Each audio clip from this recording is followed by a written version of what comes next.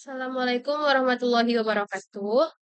Perkenalkan, nama saya Nurul Azizah dari kelas Teknik Informatika kelas B, angkatan 23. Nah, di sini saya akan mempresentasikan untuk mata kuliah keamanan sistem komputer dengan judul Ethical Hacking dan Penetration Testing. Nah, pertama kita akan menjelaskan dulu apa itu ethical hacking. Nah, ethical hacking itu dia menguji keamanan sistem secara legal dan terotorisasi menggunakan teknik yang sama seperti peretas jahat atau hacker biasanya, tapi tujuannya untuk menemukan kelemahan sebelum dieksploitasi, sistem tersebut dieksploitasi. Nah, tapi ada 3 prinsip wajib dari ethical hacking ini. Yang pertama, dia harus memiliki izin tertulis dari pemilik sistem. Lalu yang kedua, dia tidak boleh merusak data atau operasional. Dan yang terakhir ada semua temuannya wajib dilaporkan ke pemilik sistem. Lalu ada 3 kategori hacker. Jadi dia ethical hacking, tapi itu termasuk ke hacker. Maka ada 3 kategori hacker. Yang pertama, eh, namanya white hat. Nah, white hat inilah ethical hacker tadi. Dia bekerja secara legal dengan izin dari pemilik sistem. Tujuannya untuk menemukan dan memperbaiki kelemahan keamanan. Lalu ada yang kedua, black hat. Black hat. Dia adalah malicious hacker. Jadi dia itu kerjanya menyerang sistem tanpa izin dan tujuannya untuk keuntungan pribadi, pencurian data, atau kerusakan. Lalu yang ketiga ada grey hat in between di antara keduanya. Nah, dia tuh kadang dia menyerang tanpa izin, namun dia nggak berniat jahat. Nah, dan dia juga melaporkan temuan setelah hacking. Jadi bedanya sama yang white hat, dia itu menyerang tapi tanpa izin. Kalau white hat dia dengan izin. Lalu selanjutnya kita bahas juga apa itu penetration testing.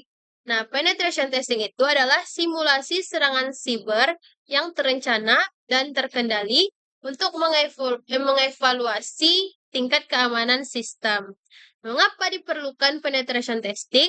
Yaitu untuk menemukan celah sebelum penyerang nyata menemukannya. Jadi kita temukan dulu. Yang kedua, untuk validasi efektivitas kontrol keamanan yang ada. Lalu yang ketiga, untuk memenuhi regulasi kepatuhan, yaitu ISO 27001 dan PCI DSS. Lalu yang keempat, untuk menghasilkan laporan risiko yang bisa ditindaklanjuti. Nah, ada 5 fase penetration testing. Yang pertama yaitu fase planning dan recon. Dia untuk menentukan scope dan mengumpulkan info awalnya. Lalu yang kedua ada scanning. Dia mengidentifikasi port, layanan, dan kelemahan. Lalu yang ketiga, gaining access. Nah, dia mengeksploitasi kelemahan yang ditemukan. Lalu yang keempat, maintaining access, uji persistence, dan backdoor. Dan yang kelima, reporting untuk mendokumentasikan temuan dan rekomendasinya. Lalu juga ada tipe-tipe dari penetration testing. Yang pertama berdasarkan pengetahuan. Nah, berdasarkan pengetahuan ada black box. Jadi pentester yang mentesting penetration tadi tidak diberi informasi apapun tentang sistem. Jadi dia simulasi serangan eksternal. Lalu white box. Yang kedua ada white box. Pentesternya itu diberi akses penuh, source code, arsitektur, dan kredensial lainnya. Lalu yang ketiga, gray box. Jadi yang mengetes itu diberi sebagian informasi. Jadi dia seperti simulasi ancaman internal. Lalu ada tipe yang kedua yaitu berdasarkan target. Yang pertama itu network penetration testing. Jadi dia adalah jaringan internal atau eksternal. Lalu yang kedua ada web application testing. Dia untuk aplikasi berbasis web. Dan yang ketiga ada social engineering. Dia menguji faktor manusia seperti phishing dan pretexting. Dan yang keempat ada physical penetration testing. Dia untuk keamanan fisik gedung atau perangkat. Selanjutnya kita bahas apa itu footprinting. Nah, footprinting adalah pengumpulan informasi tentang target secara sistematis sebelum melakukan pengujian. Jadi dia membangun gambaran lengkap soal infrastruktur, teknologi, dan personal. Ada 2 dari footprinting itu yang pertama active footprinting. Active footprinting itu dia melibatkan interaksi secara langsung ke target sehingga dia bisa terdeteksi di log. Contohnya ping, traceroute, lalu yang ketiga DNS query langsung, port scan ringan, dan banner grabbing.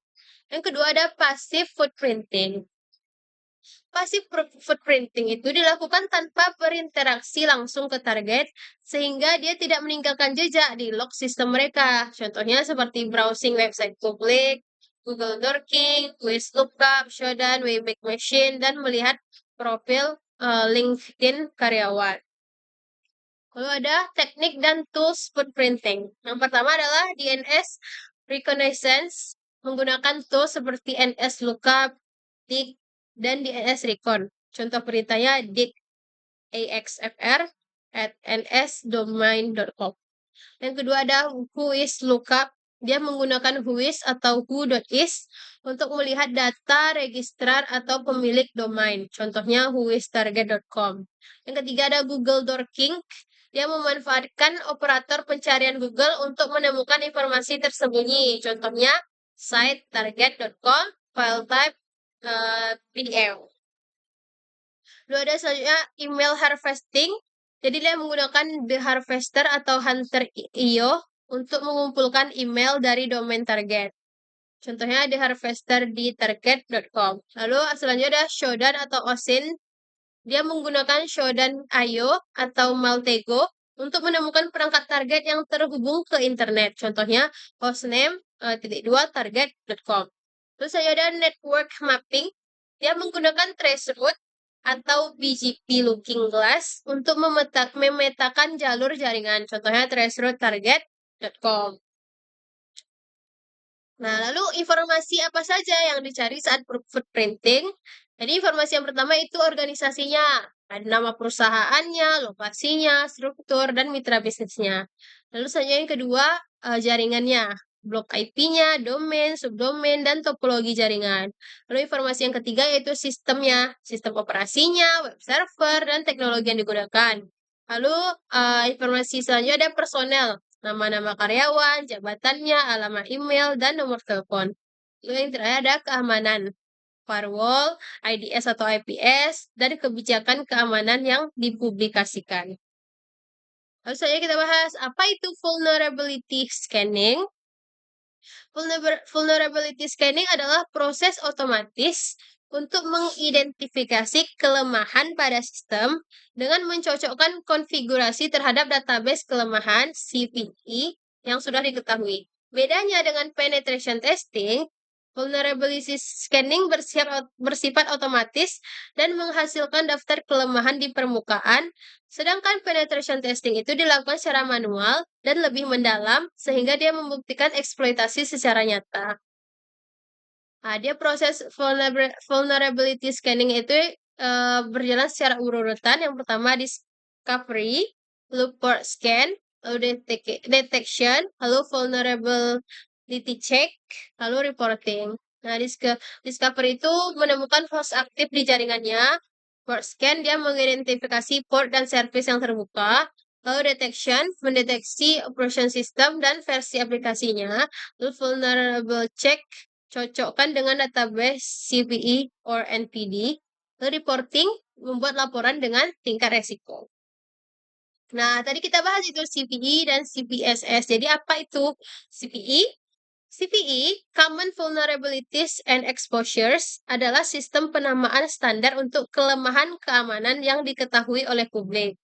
Lalu yang kedua, ada CVSS, Common Vulnerability Scoring System, adalah sistem penilaian tingkat keparahan kelemahan dengan skala 0 sampai 1. 0,1 sampai 3,9 dia dikategorikan low, 4,0 sampai 6,9 kategorinya medio, 7,0 sampai 8,9 kategorinya high, dan 9,10 sampai 10 adalah critical. Dia paling berbahaya dan harus ditangani segera. Ada tools vulnerability scanning. Yang pertama itu Nmap, Network Discovery dan Port Scanning. dia open source. Lalu ada yang kedua Nessus Comprehensive Vulnerability Scanner komersial dengan free tier. Lalu OpenVAS alternatif open source dari Nessus, fiturnya lengkap. Lalu yang keempat ada Nikto khusus untuk scanning kelemahan web server, dia open source. Lalu OWASP Web Application Scanner, dia open source dan cocok untuk pengujian OWASP top 10. Lalu ada Metasploit, dia framework eksploitasi sekaligus scanning, dia tersedia versi open source dan juga tersedia versi pro. Terus ayo kita masuk ke pelaporan dan prioritas perbaikan. Jadi, temuan itu dikategorikan berdasarkan tingkat urgensinya. Kritikal atau high harus diperbaiki segera, karena resiko eksploitasinya itu tinggi. Medium dijadwalkan perbaikannya dalam waktu dekat. Low atau info cukup dipantau dan diperbaiki saat memungkinkan. Laporan pentest yang baik itu memuat yang pertama deskripsi kelemahannya, lalu tingkat risikonya, lalu bukti berupa screenshot atau log, lalu langkah reproduksi, dan rekomendasi perbaikan. Nah, kita masuk ke kesimpulan.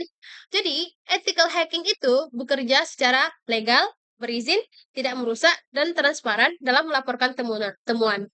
Nah, lalu penetration testing dia terdiri dari 5 fase. 3 tipe pengujian, yaitu black, white, sama gray box. Dan dia wajib memiliki rules of engagement. Lalu footprinting adalah tahap pasif dan aktif reconnaissance yang dilakukan sebelum pentest dimulai. Lalu vulnerability scanning, dia menggunakan tools otomatis berbasis CPA and CVSS, dan dia menghasilkan laporan berdasarkan prioritas risiko. Baiklah, saya rasa sekian presentasi materi dari saya.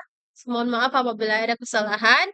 Terima kasih atas perhatiannya. Assalamualaikum warahmatullahi wabarakatuh.